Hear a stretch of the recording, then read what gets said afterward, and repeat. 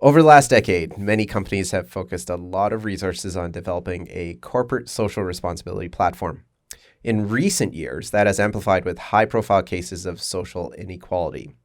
But how far should companies support these initiatives, and at what point does it begin to blur the lines between the company and the social cause?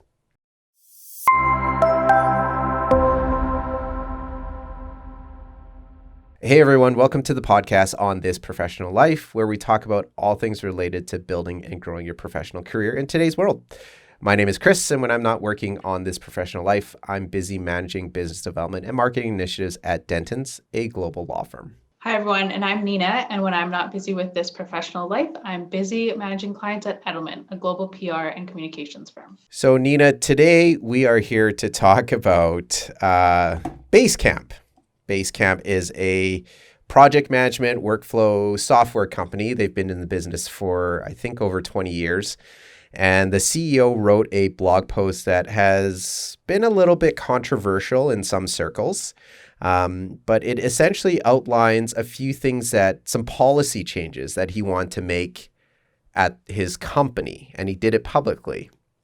So Nina, I don't know if you want to kickstart with talking about some of these changes and, what was the whole situation around this? Yeah, I think in the last couple of years, we've definitely been more aware of what's happening in the world. And that has both united us, but also divided us because a lot of these issues are, very close to home and they're politically driven. And so Jason Fried had listed 6 new policy directions. And, in the past couple of years, I think we as a society, we've become aware of what's going around in the world. And that's both a result of media, but also people feeling more comfortable talking about these things. And as much as that's united us, that's also divided us. And they're quite uncomfortable conversations. And I know we've talked about that on our podcast before. And so essentially what he's proposing is just, abolishing all of that and let's just focus on our work. And I think the reason why he felt comfortable doing this publicly is because, one, we're kind of just in the heat of all of these conversations. 2, it's a tech company. So their tech is usually the ones that are leading the way. And then 3, Jason himself has positioned himself as a thought leader in corporate culture and workflow. He has his own podcast, Rework. He's written a couple of books. So I think this was just, supplementing where he's at and where he's going and what he kind of sees for his future company. Okay, so let's go through these 6 and we can discuss kind of our thoughts behind it, because I think it's important, as I feel he's laid the groundwork almost to spearhead companies that want to change the way they look at some of these issues. And I have to say I agree on most part with a lot of them. And I think a lot of the media outlets has missed a lot of the points, the finer details in it, and they just kind of screen captured the more controversial points. So I want to make sure we go through each one of them. And so the first one he starts out with is that there are no more societal and political discussions on our company Basecamp account. Now, to be clear, it sounds like from the way that they're structured, there is a Basecamp account specifically for, communication internally to talk about product changes, new ideas, things that they should add in, customer complaints, things like that. And so what Jason is saying is that specific channel now is not to be used for political and societal discussions. But if you read further down, he says, we're not trying to stop the conversations. You can actually take those conversations with willing coworkers to things like Signal, WhatsApp, or even the personal Basecamp account. So even with their own personal accounts, happy to have you guys have these discussions. It's just not going to happen on the main work account. So I think a lot of outlets miss this, is that he's not saying let's not have the conversation. It's just let's not do it with the one specifically that's managing our workflow for our product. Yeah, and that's how I read it as well. And I'll speak from my own experience when these conversations are tough. And I know I've said this before. There was a situation where we had a client meeting and I actually ended up crying. I wasn't able to focus. I had to have a regroup later. And as true as I want to be to my emotions, that did take away from my day and I was inefficient. I wasn't productive. So I completely agree and hear where Jason's coming from. It doesn't necessarily need to be that 9 to 5 when you're at work, but it can happen outside. And it like he's not deterring from it. And I think, in fact, he's encouraging these conversations because we would, if anything, we're just like learning from one another. But yeah, I agree with him there. Yeah. And I think it's important to note that, he also reiterates that this main account is about the product, right? So if the product is project management workflow software, the product isn't about, inequality, diversity, inclusion, things like that. That's not the software that they're creating. And I think that's his point. If they were creating a software that enables greater equality, distribution of, messages of hope and positivity, then that's one thing to clutter that communication system with these political messages and discussions. But that's not what Basecamp's about. And I think that's very important. I think that's where companies are starting to get in trouble, is when they almost move away from the actual product that they're creating and now taking almost a political stance on that product. And actually, one really interesting thing that Jason has said and in some of his podcasts is that he doesn't actually create like a 1 or 3 or 5 year plan just because things change all the time. And I can see why he wouldn't want to also align on a political issue as a company, because what happens if your political views change or a candidate comes in who you don't align with, but then now you're associated with them politically, right? So I can definitely see why he wouldn't want to take a stance that way either. Another thing to note is that Basecamp is remote and they have employees kind of essentially all around the world, like Canada, US, South America. So on top of that, like I think it's hard sometimes to have these conversations because you might not necessarily, like what's happening in India might not be what's happening in Canada. So how do you have those conversations? And then also the time difference. So I think, if you can take this offline and have those conversations to learn and grow, great. I don't necessarily think it needs to happen at work. And again, this is a type of model, right? Like there's other models that employers might encourage this during the workday. So I'm not saying that this is right or wrong. It's just a different way of doing it. Yeah. Number 2 on his list is no more paternalistic benefits. And this is specifically Basecamp has offered fitness benefits, wellness allowances, farmers market share type of program and continuing education. Instead, they're scrapping all those and just saying, we'll give you the cash value of that benefit, which I think, again, if you take a look at many years ago when companies started offering health benefits, I mean, there was a reason, right? We want our workers to be healthy. We want to encourage healthy behavior, eating healthier, exercising, because the thought was healthier employees are more productive employees. But I also understand Jason's point here is that, not everyone wants to put those benefits towards specific, fitness, health, wellness, farmers market. Maybe you have things you want to do with your kids instead, right? I think there's so many, but you can't cover all of it. And again, I think companies get in trouble. It's like, well, which programs do you now pick? So I think this is a great move. So instead of picking one, I'll just give you the cash value and you decide as an employee which one you want to take. Mm-hmm. Yeah, and I know a lot of us, or many of us, probably use our fitness benefits towards our gym memberships. And just with the pandemic, gyms have been closed. So you're essentially like, do I purchase something just so I can get this benefit, or do I lose it and leave it? So I think if you get that, and I know he said you get a 10% profit share. So if you get that revenue back, you can essentially spend it on whatever you want. Like maybe you wanted, interior decor just to upgrade your home office. And I know from a company's perspective, they need to put those rules in place so that they know exactly where their money's going. But if you can just take that and do whatever you want with it, you'll probably get more out of it. And you're not also wasting the company's money just by getting something for the sake of getting it. Yeah, and good point on bringing up that 10% profit. I think that's a lot of the media outlets missed that key component, which I think is huge. Like you're talking about a tech company that still has a lot of growth room despite how long they've been around. 10% profit sharing for employees. I think, isn't that what we always ask, like companies to share that? Because everybody had a hand in building, and taking the company where it's at. Like they want a piece of it. So now they're giving it. I would say a lot of outlets forgot to cover that. But yeah, there's a 10% profit sharing plan, provide direct compensation that people can spend on whatever they'd like privately without company involvement or judgment. I think that's a great plan. Mm-hmm. And I think another thing why companies have that health and wellness account is spending account is just to have that employee loyalty, right? So it's like, hey, we're helping you, and then in return you'll help us. And like to your point earlier about productivity, so then the same goes with that 10%. It's just a substitution, right? Like if I know that I'm getting that 10% in this company, I'm probably going to work 10 times as hard because I want that company to grow and I want us to all be successful because that'll only benefit me. And in fact, I would also almost work harder because you're seeing the direct result of your hard work and of the extra hours that you might need to put in to put out the best work. Number 3. So this is the one that has caused him a lot of problem. I think they had about 20 employees leave, I think in general from his post, but a lot of it has been attributed to this one point here is no more committees.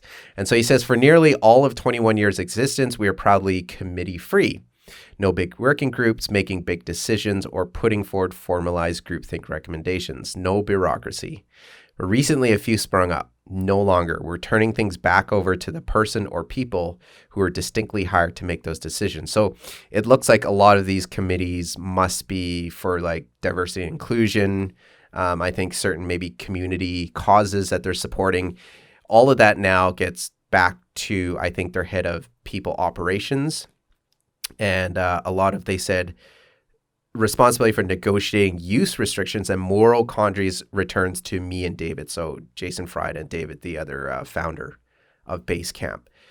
So I don't mind this either. I think sometimes with more committees, it is more bureaucracy. And I think we've always said this, the more layers you have, the less nimble you are. And the less nimble you are, the less you can make changes. And I think with the world we see, especially since 2020, the world can change very quickly. And I think if you have these large committees, you can't pivot when you need to. Yeah, it's funny because I just wrote an article on LinkedIn about why committees are important in the workplace. But I hear Jason, like I do understand that it does take away from your workday, and sometimes you put in your 8 hours and then you have committee work to do on top of that, or it's kind of a side of the desk project, and these issues are very important. So yeah, I think I hear what he's saying of like hiring someone who is responsible for that, and that is their sole role for the company, and then they can trickle it down to the employees. But I also think that employees are such a great resource, and people are smart, they have lived experience, it's great to hear from them. So yeah, I see both sides. I think that if you have someone who's dedicated to this, they can actually push the committee forward. And then also, like, I think people with committees, you pick what's like the hot topic at that time, right? And that's not to say that all of these social issues are important, but I think what ends up happening is you have to essentially create a hierarchy and priority list, and then a lot of things get missed. So as inclusive as you're trying to be with your committee, there's a lot of groups that you're missing out on. Yeah. Well, and I mean, we're not at Basecamp, right? So I'm not sure where those committees have gotten to. I mean, obviously it's gotten to a point where maybe it was disrupting, the core essence of what Basecamp's about. I think they may have started as a good thing to, boost employee morale and to, help clients identify that they care about certain matters. But maybe it got to the point where it was disrupting actually delivering the service and products to customers. So we don't know exactly what happened there that prompted this, but to your point, there are pros and cons of having committees and not having committees, right? Absolutely. Number 4, this one's interesting. It seems more of a personal one from him. It says, no more lingering or dwelling on past decisions. We've become a bit too precious with decision-making over the last few years, either by wallowing in indecisiveness, worrying ourselves into overthinking things. So this one's interesting. I would say in general, I agree with this. I think at the same time, you do have to learn from your mistakes and learn from your past, and that's how you improve yourself. I mean, this is what we're pushing now, right? We have to know our history. But I get what he's saying by no lingering or dwelling on past decisions. So I think this is more of maybe seeing a lot of people just, I don't know, wasting time. I think maybe overthinking about what they did wrong versus what can we do to improve and then actually taking action to move forward. I think this is what it's more addressing. Yeah, on a personal level, I couldn't agree more because I am very quick to make decisions and I'm like, let's just go, let's solve this problem. The more time you spend thinking about it, it just, yeah, it derails a process. There's too much conversation. You're not efficient. And I know Jason, he is very big on efficiency. I remember hearing in a podcast that he said that each of their teams is actually independent. They're not interdependent on one another. So like what happens a lot of times is like you'll get kind of, you'll take the first phase of something, and then the second team has to do the second phase. But say you're running behind, then the next team can't get started on their work. So everyone's behind.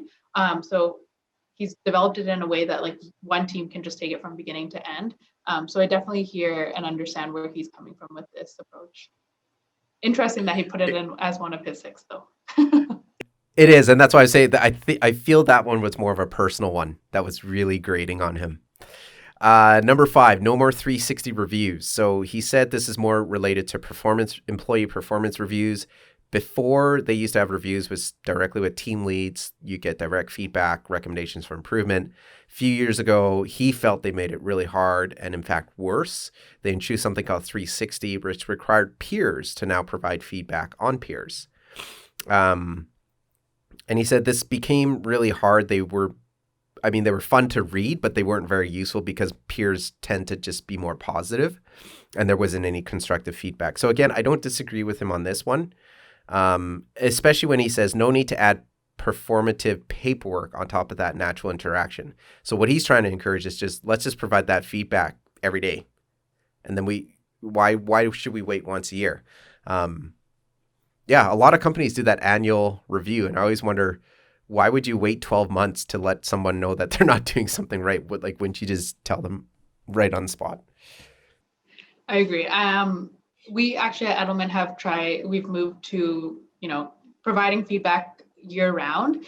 But I will say that it is typically more positive feedback, and it's great to read. Like, it's an ego boost for sure. But I think that's what ends up happening is I'm like, okay, I'm happy, I'm great, but what can I improve on?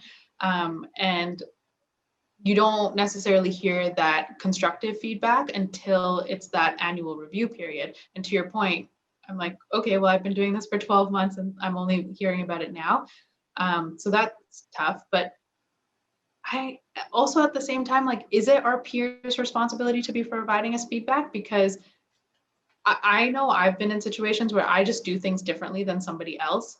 So is it can they tell me that I'm doing it incorrectly, even though we have different ways of doing it? And I think sometimes when you're getting that peer feedback, that's what ends up happening.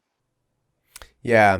And to your point, like it should be your team lead or your manager, right? That's part of their job. That's assigned to them. Your peers, again, you're taking away from, their day to day.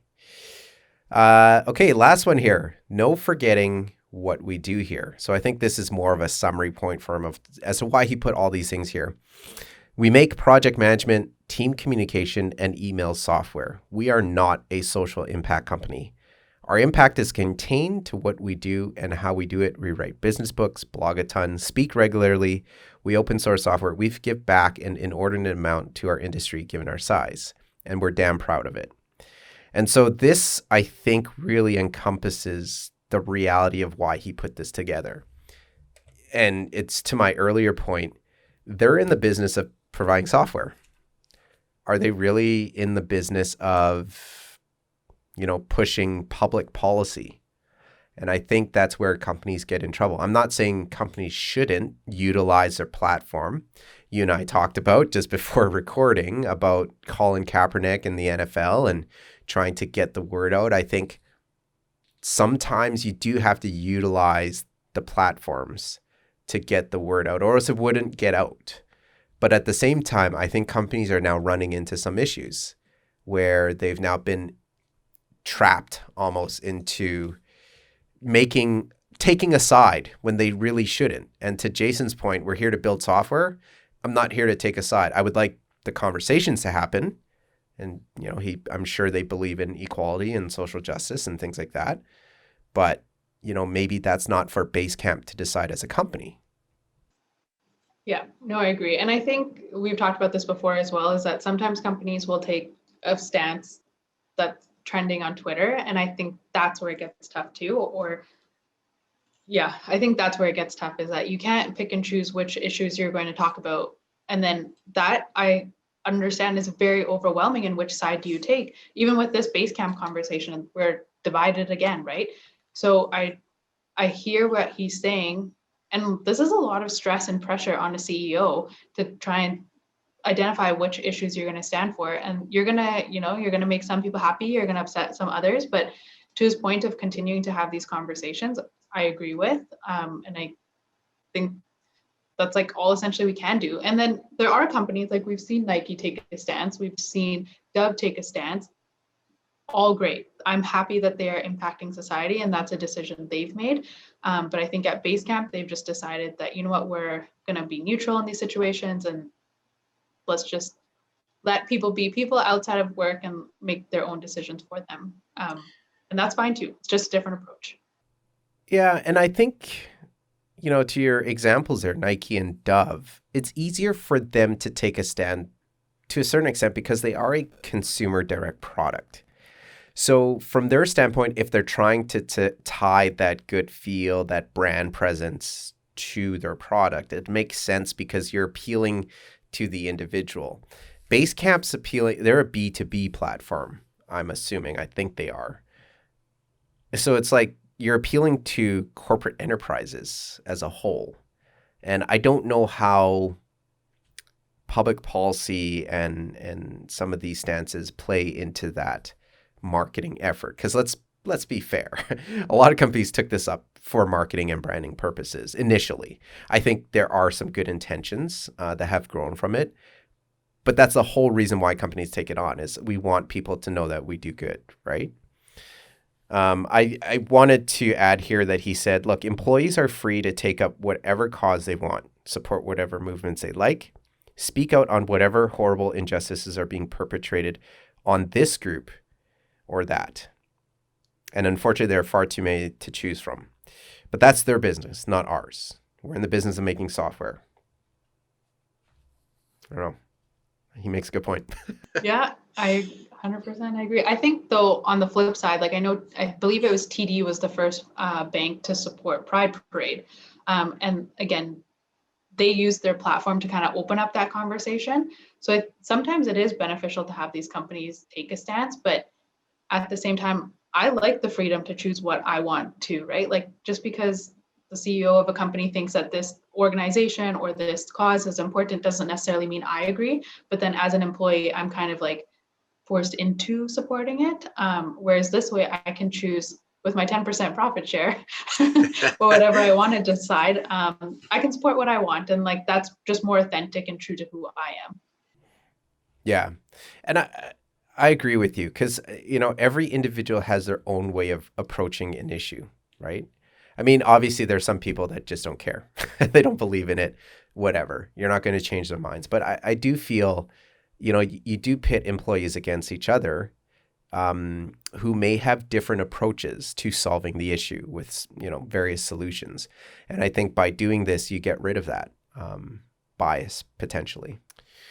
So Nina, quite a crazy topic. I think this isn't the last we're going to hear about it. I really hope the media outlets, take the time to read through everything he put. I unfortunately, some of the outlets that I do follow a lot, I think they miss some of the points here. So hopefully, things change a little bit on that. So thanks everyone for taking the time to listen to today's topic. Make sure you drop your comments about this and let us know what your thoughts are on Jason Fried's stance on this, and would you like to see more companies take similar stances? Don't forget to hit the subscribe button, follow, and like button, as every little bit helps. And make sure to shoot us a message on other topics you'd like us to cover in future episodes. We'll catch you next time on This Professional Life.